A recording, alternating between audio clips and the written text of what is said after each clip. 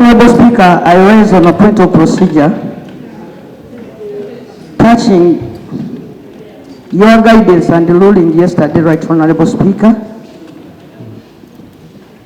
In a way, Right Honorable Speaker, as we are guiding Parliament, you mentioned something to do with the fact that the role of this Parliament is to talk. Right Honorable Speaker, outside there, the people who are following this Parliament directly, because it is relayed live, and the others who got to know about this through the media, interpreted it as to mean that this House is a bunch of casual talkers akin to something like a TikTok. Maybe this one is parliamentary talk, that there is nothing serious that can come out of this House. Right Honorable Speaker, today I received one of my constituents, and it is very rare that people come to us to address us about matters happening here. They usually come for personal issues. But this one came and said that if indeed you just converge there to talk, and your talk is of no consequence, then why don't you disband the Parliament and come back home? So the point of procedure I want to raise, Right Honorable Speaker, is that I believe and I trust that this was not the full import of your guidance. Wouldn't it be procedural, okay, Right Honorable Speaker, for you to clarify so that the public gets to know that this is not just a platform for a talk show, as people have interpreted your guidance? Right Honorable Speaker, I beg to move. Thank you. Thank you. Good point, Honorable. I think whenever clarification is needed, it needs to be done. Number one, here indeed we talk, because we can only do our work through talking. That one must be put on record. But number two, and which I was cautioning colleagues to know, where our powers, where we have powers of resolution and conclusive decisions, it is expressly stated for in the rules and also in the laws. For example, our power to approve the budget, our power to approve government appointees, our power to make laws, our power. But where you want me to also now pronounce the House on powers to go and implement court judgments where the House wasn't party, on powers to ensure people are released from prison. And then I also put it to you and I ask honorable colleague, advise me, what do we do? Because this House, we put our heads together. It's not just throwing it at the Speaker and say, Speaker, the House can't go on. No, if it can't go on, what do we do? I close it, we go, but we have other duties. Okay? We have other duties. So what I was cautioning about is that, honorable colleagues, don't stretch the House beyond where it is supposed to stop.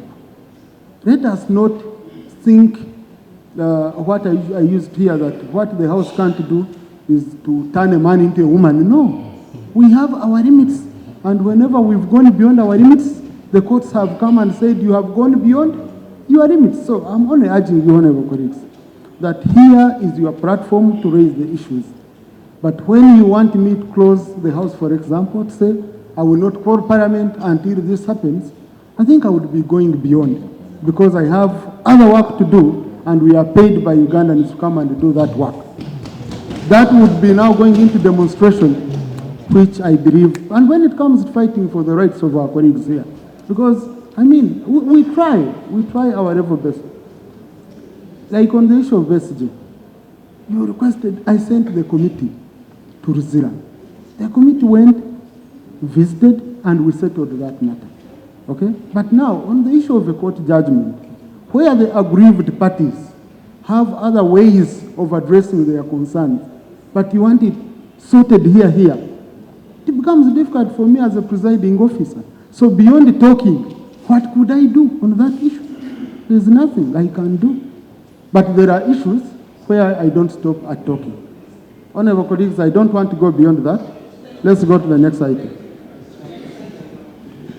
Update. Honorable Minister for Justice. Sir, I make this statement in response to your directive. Honorable, you give us copies of your statement because I want to know if it's uploaded to make it easier for my office is supposed to have emailed it.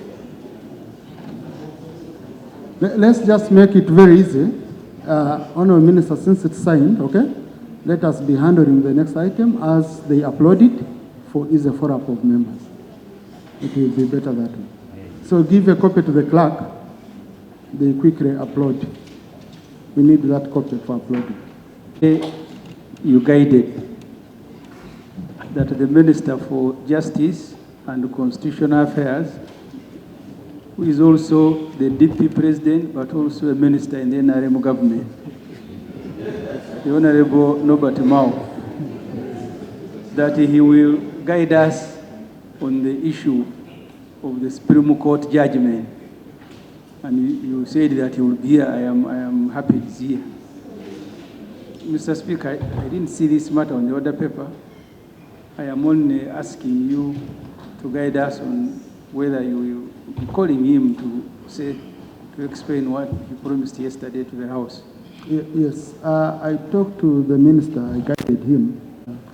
He would just give us an update as he concluded this statement. But Honourable Minister, if you can give us an update, because his was not for guiding the House, but an update on implementation of the court orders. Honourable Minister. Mr. Speaker, sir, I'll not respond to the preamble of the Honorable Semujju because it is irrelevant.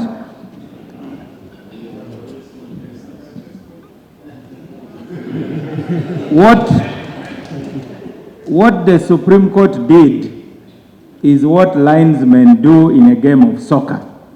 They simply raised the flag and said, you have crossed the line. Yes. The courts do not make the laws. It is not the courts that made the Constitution. Neither is it the courts that enacted the UPDF Act. So, if the court says the UPDF Act collides with the Constitution, that means we have homework to do. And the government is committed to doing that homework, to do will alignment. They have simply said the wheels are facing in different directions. So that is in general terms. So the media drama about the courts and so on, this is not the first time the court has thrown out laws. The Police Act, many provisions were thrown out. So, please, honorable colleagues, the minister is holding the floor. Honorable Minister, you're holding the floor. I'll give you chances to Mr. Speaker, sir, Mr. Speaker, sir, you said earlier that we come here to talk, and I'm doing exactly that. Is there anything offensive that I've said? I've simply said that the government has a duty to respect the decision of the court. It's as simple as that. If the linesman raises the flag, it's the duty of the referee to blow the whistle, to acknowledge. These days you even have VAR. So all the drama is actually unnecessary. We stand by the Constitution, which says whenever there is a dispute about the interpretation of any law, the courts have the final word. That is obvious. Now, concerning implementation, I'm a lawyer, and all of you lawyers know that courts don't go to implement their own decisions. I do not know whether an order was extracted by the lawyers in these cases. to take the next step. Because when those orders are then served on the people, whether on the government and so on, then you move the agencies. Even if the court has made the order, there are procedures that have got to be taken. The reason the government takes anybody to court is because the prosecution believes that they have enough evidence. Therefore, it will be up to them to now do the measures to transfer the cases to the civilian courts. And those are in the hands of the appropriate authorities, namely the DPP, and it is not in the hands of the prison authorities. The prison authorities are only holding the suspects. So, leave this to those who have been directed. I can only confirm that those who are supposed to do that work are doing it. Thank you. Thank you. Honorable Semujju.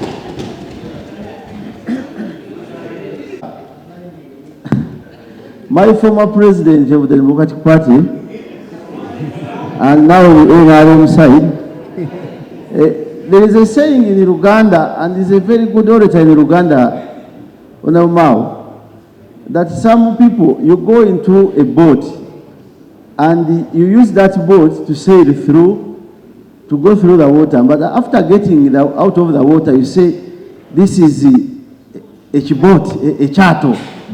So we have been struggling with Onamau under this regime on bad governance. Coming before this parliament, and you talk about what is happening after the Supreme Court judgment, that's media drama. That is unprecedented. And that's an attack even on the media, where you are always entertained in BS and everywhere. The issues we are raising here, it's not about media drama. They are legal issues. You wanted to become a lawyer because I was with you. That's why you got interested to study law. Here you are, people are in prison. Under which legal regime are they there after the Supreme Court judgment? Here, and then you are telling this house that we are having media drama as you are facing me. Someone who was arrested one time from DPA deporters at the City House, we came and fought. We were kept in Nakasongola for 3 weeks. Now you are out of the boat, you are calling it a charter, literally. Are you fair to this house? Inform this house. Under which legal regime is coming they know, and all those people who are in prison, and the Karachunas, before, after the Supreme Court judgment. What is your role on these judges as the Minister of Justice and Constitutional Affairs? We don't want to bring facts. Thank you. So kindly, hit the pass. Hit the pass. Because today is me, today is you. Now, honorable colleagues, you see, daughters into a territory that is not ours. And my issue is, now, if the minister comes and he says, I don't even know whether they've already extracted the decree and has been served on us for implementation, and he says, it's not my duty, the victor, listen to me, the victor in the case should move, should be the one to move and extract a decree. So now, which resolution do you want the House to make on this?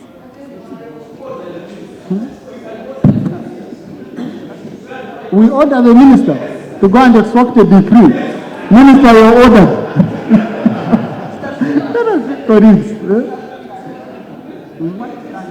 Honorable Semujju. Just Honorable Semujju, then Honorable Nakul. Mr. Speaker, I want to, the Honorable Mao made it very clear that he was just talking. And I don't want to fault him. I was in Rizira in 2011 in B2. I slept on the mattress that the Honorable Mao left there. And actually, my first meal is what he left before he was taken to Nakasongola.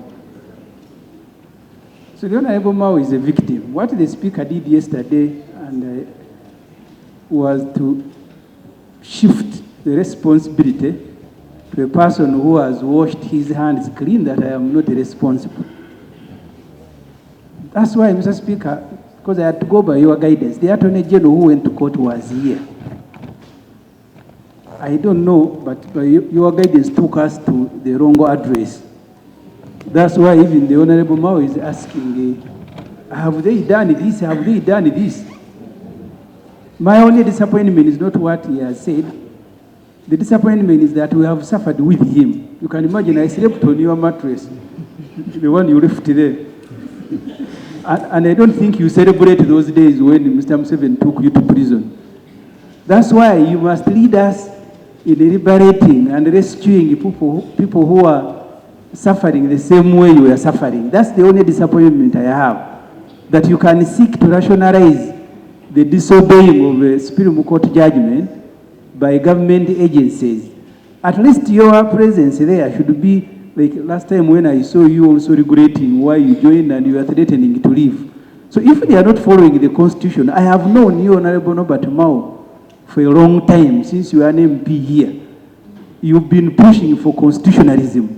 I want to hear that Mao who speaks about constitutionalism and rule of law, not one who rationalizing people who are disobeying Supreme Court order. Mr. Speaker.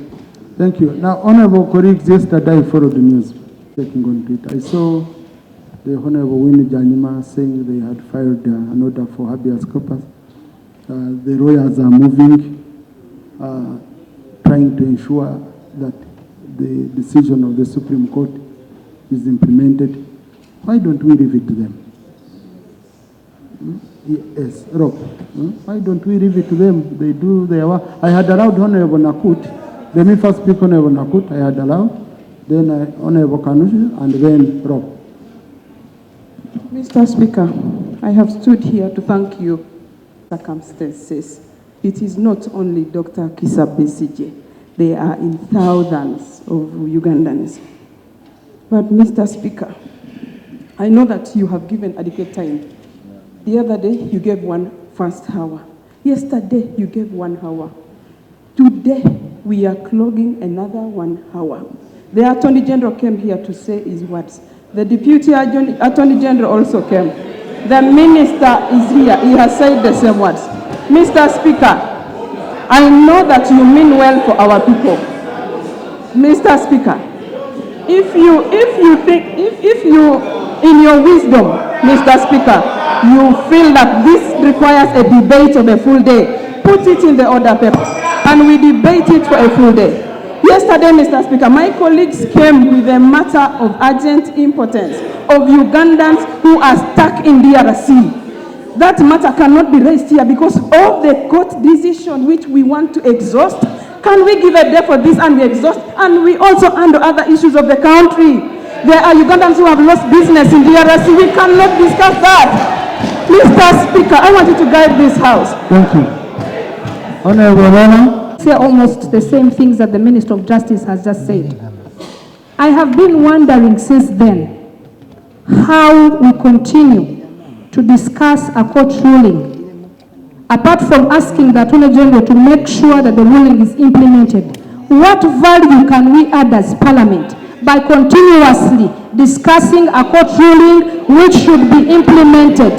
The Attorney General explained the phases and the steps that are going to be taken to implement the ruling. Mr. Speaker, by discussing this, where are we going? Why are we discussing this?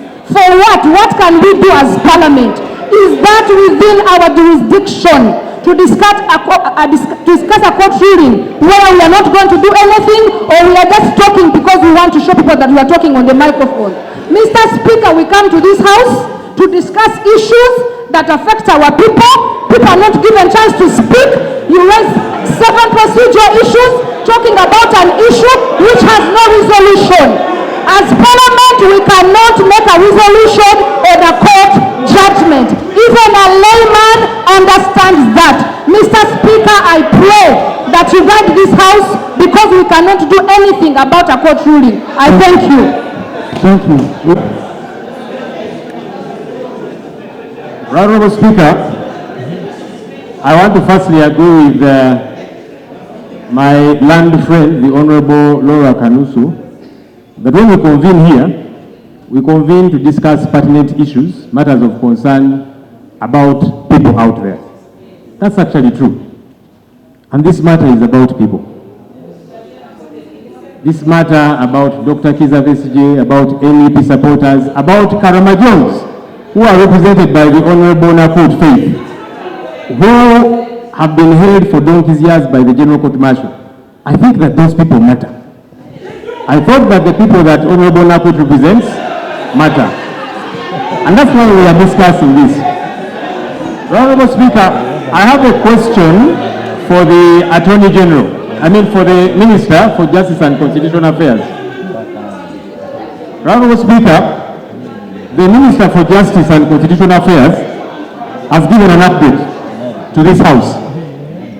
He has said, firstly, he was party to this matter because the Attorney General appealed this matter in the Supreme Court. The Attorney General legally is supervised by the Minister for Justice and Constitutional Affairs. So in effect, the Honorable Norbert Mao was in court through the Attorney General whom he supervises. He's given an update here, but which update I think is partial. It's incomplete.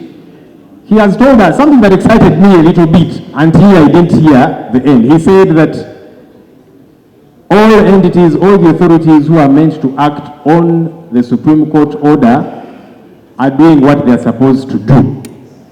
That excited me. Challenge is that he left it hanging. Who is doing what, Right Honourable Speaker? I think that update is important for us to know what exactly is happening. Because the paradox is this. While the Honourable Norbert Mao is telling us here that government is doing all that it's meant to do to implement this court order, the head of the executive, under which Honourable Norbert Mao works, has said that the Supreme Court made a mistake and is lambasting them. I have been watching a bit of what's happening in Chotira. The Chief of Defence Forces has said, General Muhoozi Kainerugaba, the one who is promising to behead people and to hang them and so on. He has said that what the Supreme Court ordered is problematic and they are going to discuss it in the High Command to determine what to do. Now that's the paradox. I don't know what Honorable Mao is talking about in saying all the government entities meant to act are acting, because the head of the executive is saying no. The Chief of Defence Forces, who supervises court martials and so on, is saying no. So maybe if you could complete that update, saying everyone in government, every entity who is meant to do what they are meant to do is doing it. Who is doing what, Honourable Minister? Thank you, Honourable Minister. I think this debate is a healthy debate. When courts make decisions, there are those who are happy and there are those who are unhappy. There are those who disagree with the court decision. My main point as Minister of Justice and Constitutional Affairs is to insist that it's the duty of everybody to respect and abide by the court decision. That does not stop you from disagreeing. You can even, if you don't like driving on the left, you can keep driving on the left while holding a sign saying it is stupid to drive on the left. You will not be arrested, provided you are driving on the left. So, that means you are disagreeing. You are disagreeing with the law, but you are not disobeying it. As Minister for Justice and Constitutional Affairs, I can tell you, it is not illegal to disagree with the law. It is illegal to disobey the law. Our laws put the Supreme Court at the apex of our judicial system. And I said that point. But of course, that was not enough, Mr. Speaker, for the Honorable Semujju, because he must associate Mao with what he calls a junta, because that gives him great pleasure. That I'm now a monster, I'm an oppressor, and that's how he will earn his next term in Parliament. So I'm glad you are cooperating with him to make sure his people see him on TV battling this monster which has now swallowed Mao. And that is part of the drama here. Now, Mr. Speaker, sir, as far as the President's statement is concerned, it was extremely balanced. the president acts advisedly. The president said there are aspects that he liked. He said that he believes that it gives an opportunity for some reforms. There are those who believe that civilians should be tried in military courts, and they are Ugandans. The court has said no. And the court has also said that the UPDF Act collides with the Constitution. Now, those who are talking about the CDF, who has been speaking in Chotera, the CDF knows the mandate of the UPDF. I am sure the most important organ of UPDF is not the court-martial. We have battles on our borders. That's the real mandate of UPDF. We cannot reduce the UPDF to be a court. In terms of even percentage, the people who are even tried in the court-martial have become prominent because of the case of Dr. Besigye. Now, Mr. Speaker, it is erroneous for anybody to think that what the Supreme Court said was a release order. If the court does not say, I have freed, because the case hasn't been heard, they are only saying, bring it before the proper court, so that we hear the case. So we should not misguide the population, Mr. Speaker, by exciting them that now it is a release order. I would like the lawyers for Dr. Besigye to do their job. None of us is in office to fight the Supreme Court. If the Supreme Court does something and says that these laws are colliding, we do what I've called will alignment. I have nothing more to add to that. Thank you. I just want to call upon colleagues, put aside your political lens when you are discussing this. If the evidence is there, it will be presented before the civilian court. That will also be a trial. But now you are misleading the public to say the court has said, now these people are free. Thank you. The Supreme Court did not hear the case. So how can they determine it? Thank you. Now, it is a shame that honorable members can misguide the nation like that. For clarification, I don't cooperate with any member to finish you here. Because when I'm giving a member an opportunity to speak, I don't know what they are going to speak. They are members, and so I think it is unfair to say I have cooperated with Semujju to swallow you. That's unfair, Honor. Mr. Speaker, the Honorable Semujju has more than his fair share of airtime here. And that's why I said you are cooperating with him. Okay.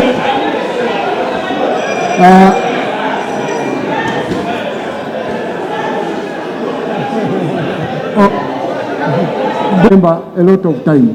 I don't know what a member is going to say. Honorable Mao has not been coming here very often. Okay? He has not been coming here very often. If it was emergency, but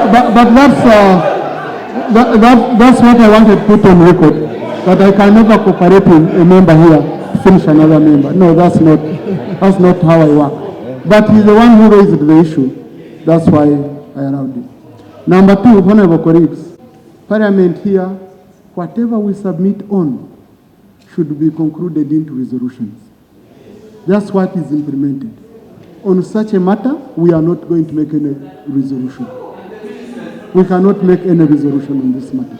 So this is the matter. I've closed it. I leave it to the parties to the case to handle. Honourable Minister, please read your statement.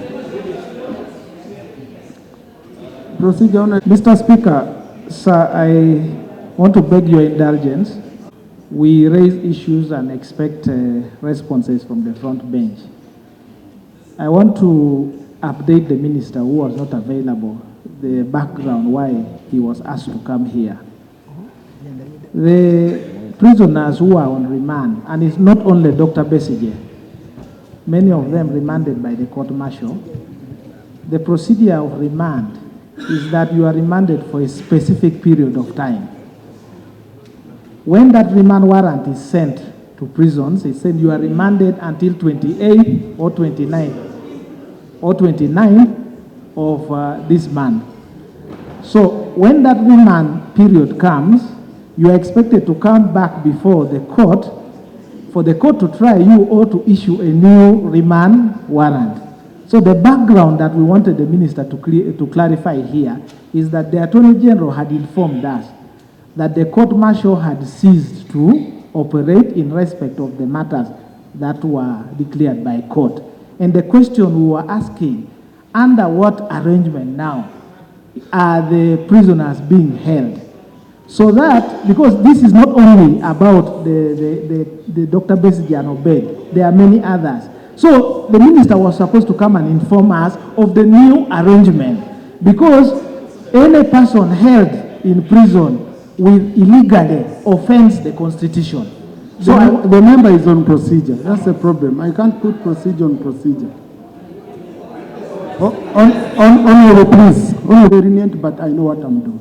Please allow me to do my work here.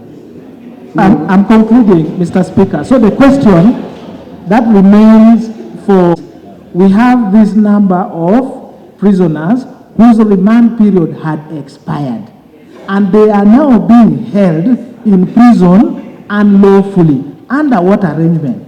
The answers would expect maybe there was an arrangement made and they were charged and we were not aware. They should explain to us, because the Constitution does not allow for anyone to be held in prison unlawfully. And we submit that those who are in prisons now without a valid warrant are being held there unlawfully. This is what the minister should clarify to us. Thank you. Now, honorable colleagues, and this is what, that's why I said, if really we want these people released and an action taken, the law provides for all this, the aggrieved parties. Because here, the minister can only come and make whatever he makes, and maybe we even say, minister, they are here illegally. But this is not, it does not release them. So the parties to the case are already moving. Let's give them a chance. Let them do their part. Okay? Let them do their part. Honorable colleagues, this matter is closed. This matter is closed. Honorable Minister, present your statement on the EC update. Under what rule of procedure, you state the rule. That's your own rules. Honorable Minister, please present your statement.